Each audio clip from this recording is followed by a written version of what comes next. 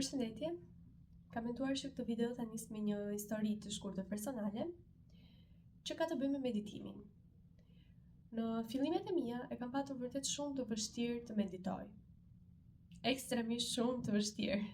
Aq sa madje fillova dhe të dyshoja në veten time, fillova të dyshoja në të gjithë rrugtimin tim, fillova të fajsoja veten time për më tepër dhe kuptova se vërtet kam parë shumë video më parë se si mund të meditosh, hap pas hapi, por kuptova se çdo njeri është unik dhe çdo njeri ka preferencat e veta unike dhe jo çdo gjë që funksionon për një person ose një individ të caktuar mund të funksionojë për një tjetër. Pra të gjithë, përderisa jemi unik, kemi nevoja të ndryshme dhe kemi si çështja e veshjeve. Gjithë secili ka nevojë ose duket bukur në veshje të cilat janë dizenjuar posaçërisht për të. Në rast se ju gjeni veshje të cilat ju rinë shumë mirë në dyqan, është një rastësi e bukur, por në momentin që ti dizenjon veshjet enkas për ty, atëherë kjo do të ri më së miri dhe do të ri vërtet shumë bukur, dhe sidomos në momentin që ti kupton vërtet se cili stil ty të ri më mirë. Dhe kjo mendoj se mund të aplikohet në çdo fushë tjetër të jetës. Pra në momentin që ti kupton vërtet trupin tënd, po e marrim në rastin e veshjes që më erdhi si shembull, nëse e kupton trupin tënd si është nga fillimi në fund, nëse ke pejë të hollë, të veshësh fustane për shembull që të tregojnë mbetjen tënde të hollë, pra të nxjerrin në pa bukurinë tënde. Dhe kjo do t'ju bëjë të ndiheni më mirë. E njëjta gjë edhe në këtë temë për të cilën ne po flasim, pra për çdo ritual dhe për çdo gjë që juve ju shkon ndërmend, nëse diçka nuk ju përputhet, provoni diçka tjetër. Përsërisni në rastin e veshjeve, nëse një bluzë nuk ju ri mirë, provoni një bluzë tjetër. Ndoshta deri në fund ju mund të gjeni bluzën tuaj ideale, dhe nëse ju nuk e gjeni këtë bluzë tuaj ideale, krijojeni një. Mund të krijoni një bluzë nga fillimi, mund ta qepni vetë, mund ta qepni te dikush tjetër. Pra është thjesht një shembull që mua më erdhi thjesht ndërmend për t'ju shpjeguar se nëse një ritual, një metodë, në çfarëdo fushë tjetër të jetës nuk funksionon për ju, nuk do të thotë që ajo është e vetmja. Ndoshta ka funksionuar për disa individ, por ju mund të keni metoda të tjera të cilat funksionojnë për ju më së miri. Vështirësitë mia në lidhje me meditimin, mendoj se kanë lindur për shkak të faktit se mendja ime është shumë aktive. Dhe besoj se si unë mund të jenë edhe shumë të tjerë për jush. Mendoj domethënë në një sekondë të mendoj 10 gjëra një herësh, dhe ndoshta ndonjëherë kam dhe vështirësinë të shprehur në lidhje me si ti vendos të gjitha këto në fjalë apo për këtë flas në parën. Duhet goxha punë që ju të arrini të qetësoni mendjen tuaj dhe të fokusoheni vetëm në një gjë në një moment caktuar. Për një periudhë anashkalova këtë pjesë, ose më saktë nuk u fokusova tek ato metoda meditimi që unë i kisha vendosur vetes time do t'i bësh patjetër, dhe e lash veten time të lirë.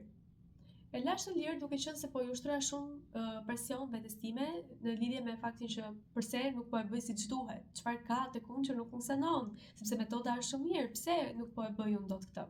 Aty gjithçka për mua ndryshoi. Pas hapi fillova të kuptoj sa shumë unë mund të meditoja gjatë ditës pa e kuptuar.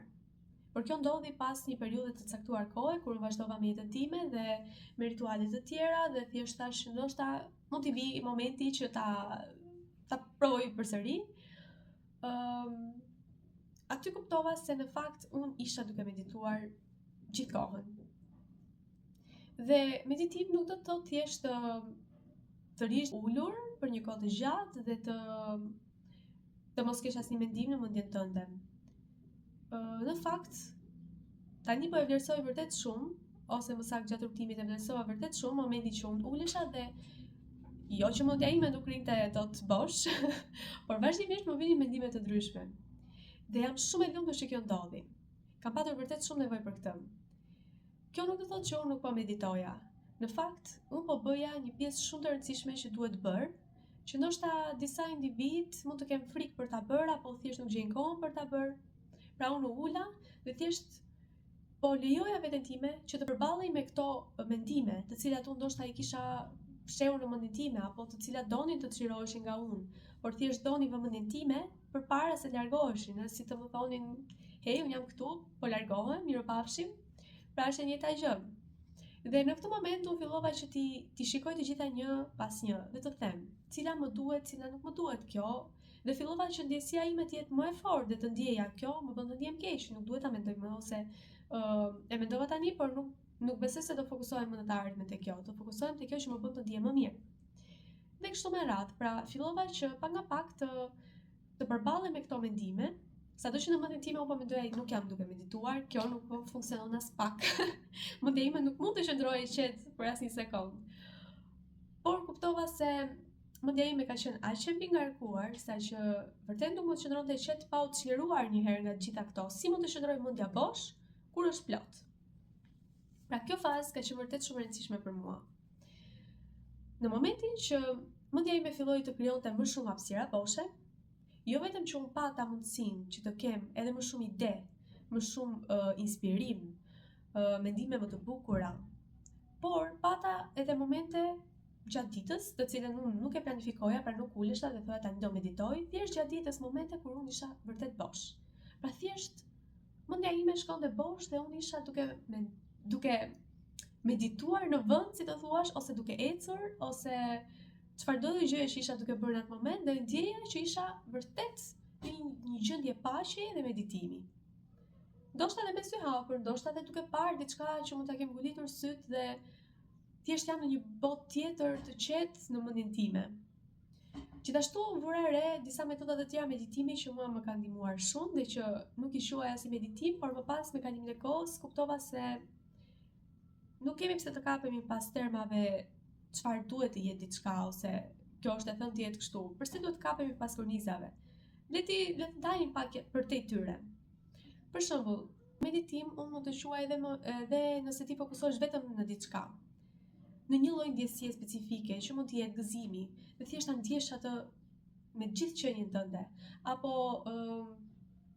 qoftë edhe mërzinë, nuk keni pse t'i trembeni në momentin që ju e ndjeni është gjëja më e bukur në botë, sepse mërzia apo dhimbja ka fuqinë, është aq e fuqishme sa që t'ju transformoj. Prandaj nëse ju e ndjeni plotësisht me të gjithë qenien tuaj, më besoni se pasi ajo të kaloj, jo vetëm që do t'ju lërë transformuar, por do të ndjeni jashtëzakonisht shumë mirë, si të çliroheni nga një gjë e rëndë që keni mbajtur gjatë gjithë kësaj kohe dhe diçka që vërtet po ju vriste, si të hiqni një shpatë që mund t'ju jetë ngulur, ndjes për krahasimi, por kjo më erdhi në moment. Pra, vërtet është e dhimbshme momenti i heqjes, por sapo ju e largoni dhe shëroheni, do të ndjeni vërtet shumë të rigjeneruar dhe shumë më mirë se më parë dhe më të lehtë se më parë. Por ama edhe me më shumë mësime se më parë dhe të transformuar. E lash tek po. Metodat që unë kam parë që gjatë ditës mund të jem duke medituar janë kur unë gatuaj. Mendja ime thjesht fluturon dhe unë thjesht jam fizikisht aty duke gatuar, por unë jam në botën time imagjinare, duke menduar, duke thjesht mund të fokusohem tek një ndjesi specifike, tek mirënjohja, tek mirënjohja për këto ushqime, mirënjohja që jam duke gatuar gjëra të shëndetshme dhe të shijshme për familjarët e mi, apo thjesht qëllimi që unë po injektoj dashuri në këtë ushqim, që më pas kur familjarët e mi do ushqejnë me këtë ushqim që unë po gatuaj, ose me këtë gatim specifik, ata do ta ndjejnë këtë lloj dashurie që unë kam vendosur tek ky ushqim. Dhe kjo në vetvete mund të jetë një ndjesi meditimi, duke qenë se unë nuk po mendoja fare se çfarë kisha për të bërë, listën time, to-do list, çfarë kam nesër, çfarë kam pas nesër, gjë që unë e bëja më përpara jashtëzakonisht shumë, por mendja ime ishte full. Thjesht isha fokusuar diku. Këtu dhe tani, në këtë moment jam duke bërë këtë gjë dhe jam mirënjohëse për këtë. Ose çfarë dëshiroj unë që të përcjell me këtë. Një moment tjetër është duke shkruar, që ka po të njëjtin kuptim. Pra unë çdo gjë që kisha në mendjen time mund ta shkruaja dhe thjesht ta largoja nga vetja ime. Dhe në atë moment, pasi mbaroja, mendja ime ishte bosh. Për një moment të shkurtër, mund të themi, dhe këto mini momente të vogla për mua janë çelësi dhe janë aq të vyera sa që nuk krahasohen me asnjë gjë tjetër. Dhe vetë momenti kur ti shkruan dhe je fokusuar vetëm tek ajo që ti po shkruan, është në vetvete një proces meditimi, duke qenë se ti je duke u fokusuar tek kjo gjë specifike, tek kjo fjalë specifike, apo si këto mendime ti do t'i kthesh në fjalë. Kjo është një formë manifestimi në vetvete, në fakt, duke qenë se ti je duke krijuar dhe duke sjellë diçka nga e paprekshme në të prekshme. Por janë të ndërlidhura me njëra tjetrën. Në moment tjetër është kur unë eci në natyrë, preferoj të dal nga liçeni, duke qenë se është natyrë e pastër dhe jam shumë e lidhur me liçenin. Me çfarë lloji liçeni, por me disa liçene specifikisht më shumë se me të tjerë. Duke qenë se çdo liçen ka energjinë e vet, po tani po kalojmë një temë tjetër. Në momentin që unë thjesht ec në natyrë, mes pemëve, me liçenin në krah, është një moment që nuk do ta ndroja me asnjë gjë tjetër. Në këtë moment unë kryej ritualin tim të mund ta quajmë lutje, mund ta quajmë komunikim, dhe preferoj të komunikoj me universin, me kujtat e mia shpirtërore e të tjerë, dhe thjesht shpreh minjohjen time për gjithçka kam. Dhe thjesht atë që unë jam duke ndjerë në moment, çfarë minjohje po ndjej për familjen, për shëndetin, për shtëpinë, për zenin tim të vogël. Edhe shumë të tjera për breshkat e mia, për lulet që unë kam, për ushqimin, për veshjet, për mundësinë që unë të vazhdoj të ecë përpara, për energjitë shëruese të pemëve, të liçenit, për energjinë shëruese të vetë nënës natyrë, për të gjitha këto të mira që ajo na ofron pa na kërkuar asgjë në këmbim. Dhe vërtet i nderoj të gjitha këto gjëra, të gjithë njerëzit të cilët kanë qenë aty për mua dhe janë, dhe kjo më bën të ndihem vërtet shumë mirë, dhe kjo më shëron në vetvete, dita ditës, hap pas hapi, ndihem edhe më e lehtë, edhe më e lumtur, edhe nëse kam kaluar një ditë shumë të vështirë ose të ngarkuar, vetëm në momentin që unë bëj këtë ritual nga liçeni, unë ndihem si një tjetër njeri, kur unë largohem, jam më e lumtur, më e lehtësuar, më e çliruar, ndihem sikur kam përfitur ato energji çliruese me një herë nga natyra. Moment tjetër kur unë e gjykoj se jam duke medituar është kur unë qendis, apo kur bëj art, pra qoftë pikturë,